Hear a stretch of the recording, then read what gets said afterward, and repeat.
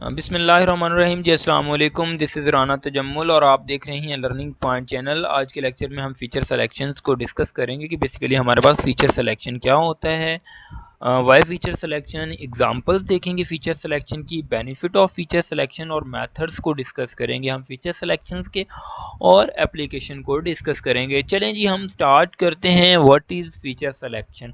Basically जब भी हम मशीन लर्निंग में एक मॉडल को ट्रेन करते हैं तो हम उसको क्या देते हैं, एक डेटा सेट देते हैं। एक डेटा सेट में डिफरेंट फीचर्स होते हैं, मींस दैट उसमें हो सकता है थाउजेंड्स ऑफ फीचर हों। फीचर एक कॉलम को कहते हैं, ठीक है।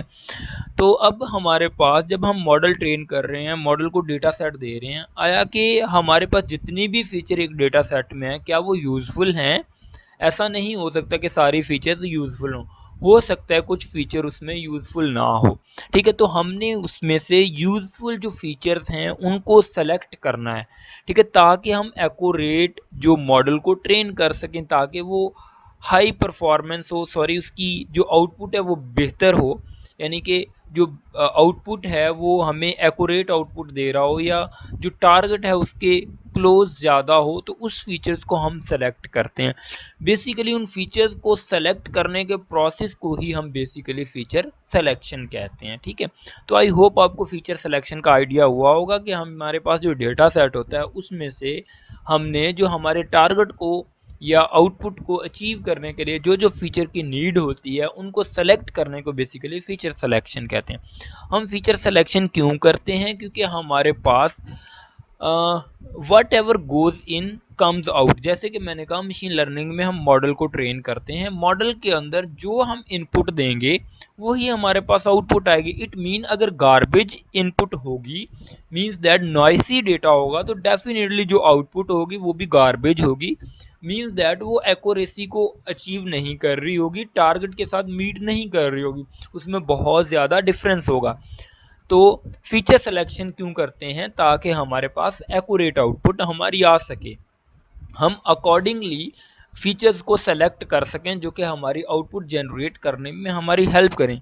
इसीलिए हम फीचर सिलेक्शन करते हैं। अगर हम एक एग्जांपल की बात करें तो मेरे पास कार ट्रैशिंग की एक एग्जांपल है, लेकिन ये मैं नहीं देता हूँ। एक बुक को हमने कैटेगराइज करवाना है फॉर एग्जांपल, तो उसकी एग्जांपल ले लेते हैं कि हमने मॉडल करना है, कैटेगराइज करना है एक बुक्स को लाइब्रेरी में, एक मॉडल ट्रेन करना है। उसमें हम इनपुट क्या दे सकते हैं? फॉर एग्जांपल हमारे पास 4 एट्रीब्यूट हैं, लाइक बुक की आईडी है, बुक का नेम है, ऑथर का नेम है और कलर है, ठीक है। तो हमारे पास देखें, बुक को कैटेगराइज करने में हमारी कलर हेल्प नहीं करेगा, ऑथर हेल्प कर सकता है, आईडी हेल्प कर सकती है, बुक का नेम हेल्प कर सकता है, बट कलर का कंसर्न ही नहीं है कि ये कौन से रैक में हमारी बुक आएगी, ये कौन से फोल्डर में, ये कौन सी कैटेगरी में ये बुक लाया करेगी। देयरफॉर हमारे पास जो कलर है वो यूज़फुल हमारे पास डेटा नहीं है।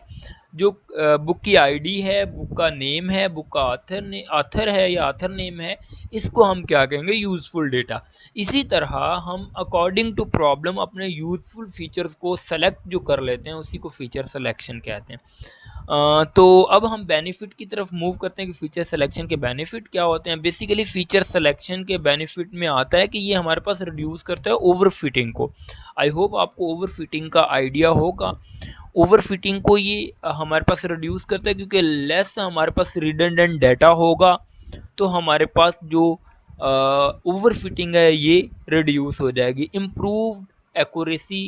एक्यूरेसी कैसे इम्प्रूव होगी? क्योंकि हमारे पास जो हमारे टारगेट को अचीव करने के लिए डेटा रिक्वायर्ड होगा वही हमारे पास अवेलेबल होगा। दैट मीन कि हमारे पास अगर फीचर सिलेक्शन हमने की हुई होगी, हमारे पास बिल्कुल एक्यूरेट डेटा होगा जो कि हम मॉडल को दे रहे हैं, तो इट मीन कि जो आउटपुट आएगी वो भी एक्यूरेट आएगी, एक्यूरेसी इंप्रूव होगी। अगर रिड्यूस ट्रेनिंग टाइम हमारे पास, देखिए जो भी हमारे पास आगे मेथड हम देखेंगे ना, उसमें हमारे पास कोफिशिएंट, कोरिलेशन और जो डिफरेंट हमारे पास टेक्निक्स यूज़ होती हैं वो बहुत ज़्यादा टाइम को टेक करती हैं, ठीक है। मींस दैट हमारे पास बहुत ज़्यादा एट्रीब्यूट होंगे या बहुत ज़्यादा फीचर्स होंगी या बहुत ज़्यादा इनपुट्स होंगी, तो हमारे पास उसको जो हमारा मॉडल है ट्रेन करने में भी ज़्यादा टाइम रिक्वायर्ड होगा।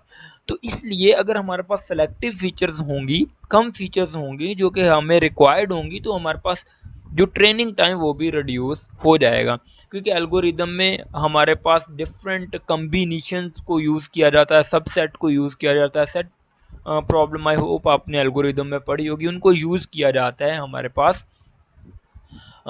इस प्रॉब्लम को सॉल्व करने के लिए। देयरफॉर हमारे पास अगर लेस इनपुट्स होंगी तो हमारे पास टाइम रिड्यूस होगा हमारे मॉडल को ट्रेन करने के लिए, ये भी एक बेनिफिट है।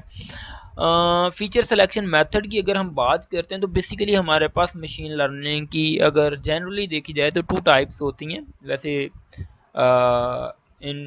जो हमारे पास 2 टाइप्स ही बेसिक होती हैं, supervise learning and unsupervise learning, you can say that. मैं इसको एक्सप्लेन नहीं करूँगा। अगर बेसिकली देखी जाए अगर हम मेथड्स की बात करें तो हमारे पास बेसिकली मशीन लर्निंग की टाइप्स की अगर बात करें तो उसमें हमने सुपरवाइज्ड और अनसुपरवाइज्ड लर्निंग के बारे में देखा होगा। जो हमारे पास सुपरवाइज्ड लर्निंग होती है इसमें लेबल डेटा होता है, और अनसुपरवाइज्ड लर्निंग में हमारे पास लेबल डेटा नहीं होता। और सुपरवाइज्ड लर्निंग की हमारे पास आउटपुट होती है, लेबल्ड आउटपुट होती है, और अनसुपरवाइज्ड लर्निंग की हमारे पास आउटपुट नहीं होती। देयरफॉर जो हमारे पास फीचर सिलेक्शन की टेक्निक्स हैं ये सुपरवाइज्ड लर्निंग के लिए है। इंट्रिंसिक है हमारे पास, रैपर मेथड है और फिल्टरिंग मेथड है। इन तीनों को हम वन बाय वन देखते हैं। मींस दैट ये तीनों टेक्निक हमारे पास सुपरवाइज्ड लर्निंग के अंडर आती हैं, ठीक है, not for unsupervised learning, remember that. अगर हम बात करते हैं फिल्टरिंग मेथड की, फिल्टरिंग मेथड के एक्चुअली 3 फेजेस होते हैं। एक सेट ऑफ फीचर होता है सबसे पहले, यानी कि इनपुट होती है। उसके बाद फीचर को सेलेक्ट करना होता है, सेलेक्टिंग द बेस्ट फीचर एक फेज आता है। उसके बाद एल्गोरिदम को ट्रेन किया जाता है। अब क्वेश्चन ये है कि हम फीचर को सेलेक्ट कैसे करते हैं। हमारे पास फीचर को सेलेक्ट करने के लिए स्टैटिस्टिकल मेथड्स यूज़ होते हैं। नोवा टेस्ट यूज़ होता है, काई-स्क्वायर होता है, कोरिलेशन कोफिशिएंट होता है। Know what is correlation? Correlation क्या होता है? आई होप आपको आइडिया होगा कि कोरिलेशन क्या होता है। जैसे कि हमारे पास ये एट्रीब्यूट हैं, इधर मैं एक कॉलम में कुछ एट्रीब्यूट रख रहा हूँ। लाइक हमारे पास ये एक एट्रीब्यूट है ए, यहाँ पे आप बी कर लें, सॉरी ये सी है, और ये हमारा टारगेट जो है वो है हमारे पास, ठीक है। अगर हमारे पास ये एक एट्रीब्यूट है, कोरिलेशन का मतलब मैं आपको समझा रहा हूँ। अगर इसमें 1 है, वैल्यू 2 है, 3 है, और टारगेट में हमारे पास लेट्स से 1.2 है। उसके बाद अगर 2 इनपुट आती है तो 1 पॉइंट ये 8 हो जाता है। अगर 3 आती है तो ये 2 पॉइंट क्या हो जाता है, 1 हो जाता है, या कोई भी वैल्यू हो जाती है। मीन्स दैट इन दोनों के दरमियान कोरिलेशन है। हाउ? क्योंकि देखें अगर ए की वैल्यू इंक्रीज कर रही है तो हमारे टारगेट की वैल्यू भी इंक्रीज कर रही है। दैट्स मीन इन दोनों के दरमियान क्या है, रिलेशन है। तो फिल्टरिंग मेथड में बेसिकली कोरिलेशन को चेक किया जाता है। अगर एक एट्रीब्यूट के इंक्रीज होने से या चेंज होने से टारगेट पे भी इफेक्ट हो रहा है तो हम उस फीचर को सेलेक्ट कर लेते हैं। अगर हमारे पास फीचर बी है, लेट्स से इसमें अगर चेंज कोई भी आती है तो अगर टारगेट पे चेंज नहीं आती तो दैट्स मीन ये हमारी आउटपुट पे इफेक्ट नहीं कर रहा, इस हम फीचर को सेलेक्ट नहीं करेंगे। मींस दैट इसमें वो फीचर हम सेलेक्ट करते हैं डाटा सेट में से जो कि को रिलेटेड होते हैं, ठीक है। ये हम फिल्टरिंग मेथड में कर रहे होते हैं। ये हमारा फिल्टरिंग मेथड था। आई होप आपको फिल्टरिंग मेथड का आइडिया हो चुका होगा। उसके बाद दूसरे मेथड की बात करें तो हमारे पास रैपर मेथड होता है। रैपर मेथड में हमारे पास सेट ऑफ फीचर्स होते हैं। अगेन इधर एक लूप लगा हुआ है जिसमें जनरेट सबसेट हम करते हैं और एल्गोरिदम होता है और परफॉर्म। बेसिकली हमारे पास रैपर मेथड में 3 अप्रोचेस यूज होते हैं जो कि बहुत सिंपल हैं।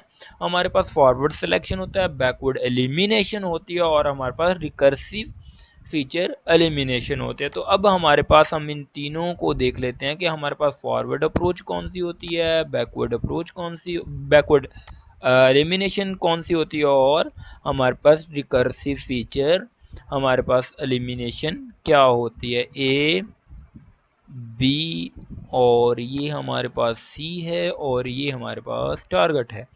अब हमारे पास देखिए फॉरवर्ड सिलेक्शन में क्या होता है, हम पहले ए को लेते हैं, ए इनपुट को लेते हैं और क्या करते हैं, हम मॉडल को ट्रेन करते हैं, मॉडल को ट्रेन करके उसकी एक्यूरेसी चेक करते हैं। ठीक है, उसके बाद हम क्या करते हैं, ए को बी के साथ मर्ज कर लेते हैं, ए और बी को दोनों को लेते हैं और मॉडल को क्या करते हैं, हम ट्रेन करते हैं और फिर एक्यूरेसी चेक करते हैं। ठीक है, देखें हम फॉरवर्ड को मूव कर रहे हैं, पहले ए के साथ किया, फिर ए बी को लिया, अब ए बी और सी तीनों को ले लेंगे। ठीक है, फॉरवर्ड जा रहे हैं हम, ए जो हमारे पास फीचर बी है और हमारे पास फीचर सी है, इन तीनों को हमने सेलेक्ट करके मॉडल को ट्रेन किया और एक्यूरेसी चेक की। ठीक है, अगर हमारे पास फॉरवर्ड अप्रोच में ये होता है कि अगर हमारे पास फ़र्क पड़ रहा है टारगेट पे तो उस फीचर को ऐड कर देते हैं, नहीं तो डिस्कार्ड कर देते हैं। बेसिकली हमारे पास फॉरवर्ड में क्या होता है, ए पहले ए को लेके फीचर को, ए की फीचर को लेके हम मॉडल को ट्रेन करते हैं, फिर चेक करते हैं, फिर ए बी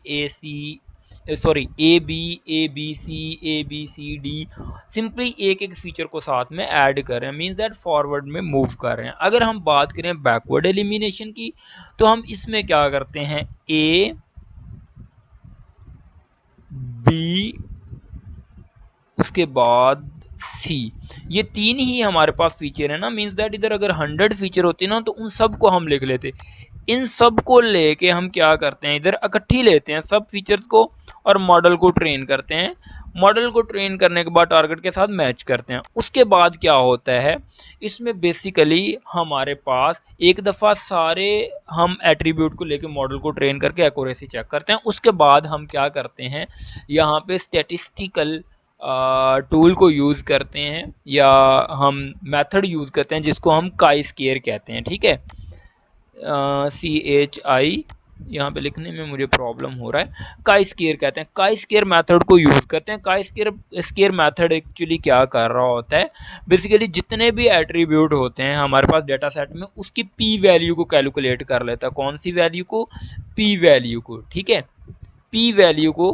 कैलकुलेट कर लिया जाता है। अब अगर पी वैल्यू हमारी 0.01 से क्या होती है, अगर लेस होती है तो हम क्या कर लेते हैं, उस फीचर को, सारी फीचर की क्योंकि ऊपर वैल्यू आ जाती है ना, सारी वैल्यू लिखी जाती हैं सारी फीचर की, अगर 0.05 से फीचर की वैल्यू कम होती है तो सेलेक्ट कर लेते हैं, दैट मीन वो हमारे पास रेलेवेंट है हमारे टारगेट के। अगर ग्रेटर होते हैं तो उस फीचर को हम क्या कर देते हैं, डिस्कार्ड कर देते हैं। मींस दैट पहले सब बैकवर्ड क्यों कहते हैं, क्योंकि पहले सब फीचर को हमने सेलेक्ट करके मॉडल को ट्रेन किया, फिर एक एक करके उसमें से निकाल रहे हैं जो हमारे टारगेट को इफेक्ट नहीं कर रही या रेलिवेंट नहीं है, पी वैल्यू कैलकुलेट करके। यहाँ पे हमारे पास डिफरेंट अदर मेथड्स भी यूज़ होते हैं। खैर आप सिंपल समझ लें, ये ज़्यादा डिटेल्ड लेक्चर नहीं है, इंट्रोडक्टिव। अगर हम रिकर्सिव फीचर एलिमिनेशन की बात करें तो यहाँ पे हमारे पास परमोटेशन यूज़ होती है। अब परमोटेशन में बेसिकली क्या होता है, जैसे कि हमारे पास ए बी सी तीन फीचर थे, ए बी सी तीन फीचर थे, तो इसमें क्या होता है, परमोटेशन का क्या मतलब होता है, ए के साथ हम मॉडल को ट्रेन कर लेते हैं, बी के साथ अलग कर लेते हैं, सी के साथ, फिर ए बी के साथ, ए सी के साथ, फिर बी सी का कम्बिनेशन, फिर ए बी सी का कम्बिनेशन। मीन है जितने भी कम्बिनेशन, फैक्टोरियल आपने सुना होगा, एन का फैक्टोरियल अगर 3 है तो यहाँ पे 6 कम्बिनेशन हमारे बनेंगे, दैट मीन 6 टाइम हमारा मॉडल ट्रेन होगा और उसमें देखा जाएगा कि कौन से सेट के साथ परफॉर्मेंस बेहतर आ रही है, उसको क्या कर लिया जाएगा, सेलेक्ट कर लिया जाएगा। मींस दैट यहाँ पे क्या यूज़ हो रही है, परमोटेशन यूज़ होते हैं रिकर्सिव फीचर एलिमिनेशन में हमारे पास।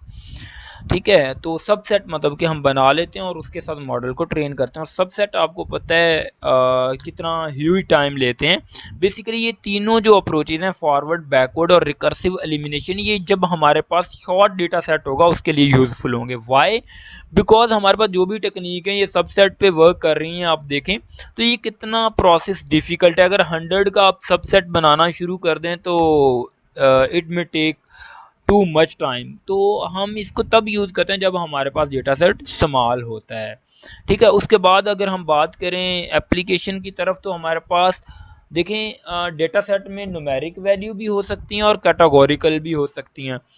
तो व्हाट इफ़ के हमारे पास जो इनपुट जो हमारे पास फीचर जो है वो न्यूमेरिक हो और टारगेट जो है वो भी न्यूमेरिक हो, तो हम कौन सी टेक्निक को यूज़ करेंगे ये मैं बताने वाला हूँ। अगर हमारे पास इनपुट न्यूमेरिक हो और आउटपुट कैटेगोरिकल हो, पॉसिबिलिटीज़ है ना, उसके बाद इनपुट कैटेगोरिकल डेटा में हो और कैटेगोरिकल में ही आउटपुट हो, तो कौन सी टेक्निक यानी कि मेथड बताने वाला हूँ मैं, डिफरेंट मेथड, डिफरेंट हमारे पास टाइप की इनपुट अगर डेटा सेट में हो, तो जैसे कि हमारे पास न्यूमेरिकल इनपुट हो और न्यूमेरिकल ही टारगेट हो या आउटपुट हो, तो हम ये मेथड को यूज़ कर रहे हैं जिसमें पीयरसन कोरिलेशन कोफिशिएंट और स्पेमैन रैंक कोफिशिएंट है, ये दो मेथड को यूज़ करते हैं। ठीक है, अगर हमारे पास न्यूमेरिकल इनपुट और न्यूमेरिकल आउटपुट, अगर न्यूमेरिकल इनपुट और कैटेगोरिकल आउटपुट है, लीनियर डेटा और नॉन लीनियर डेटा दोनों के लिए यहाँ पे हमारे पास अप्रोचेस गिवन है, नोवा कोरिलेशन कोफिशिएंट है और कैंडल रैंक कोफिशिएंट है हमारे पास नॉन लीनियर। इसीलिए कैटेगोरिकल इनपुट हो और न्यूमेरिकल डेटा हो तो हमारे पास again Kendall rank coefficient linear के लिए यूज़ हो जाता है और ANOVA correlation coefficient non linear, ये इसका वो इन्वर्स हो जाता है।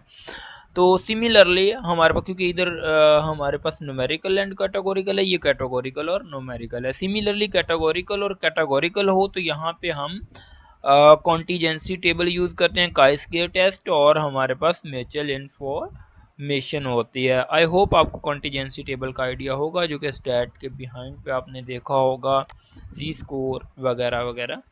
तो आई होप आपको फीचर सिलेक्शन का कुछ आइडिया हुआ होगा। दैट्स इट फॉर टुडे, क्योंकि नेक्स्ट रिसर्च के बारे में कुछ लिखा हुआ है तो आप इसको रीड कर सकते हैं।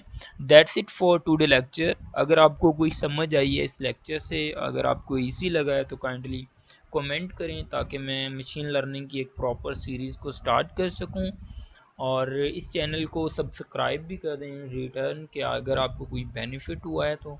ये मेरे पास थोड़ी सी इन्फॉर्मेशन थी, सोचा आप लोगों के साथ शेयर करूं। Thank you so much for watching this video. अल्लाह हाफिज़, टेक केयर।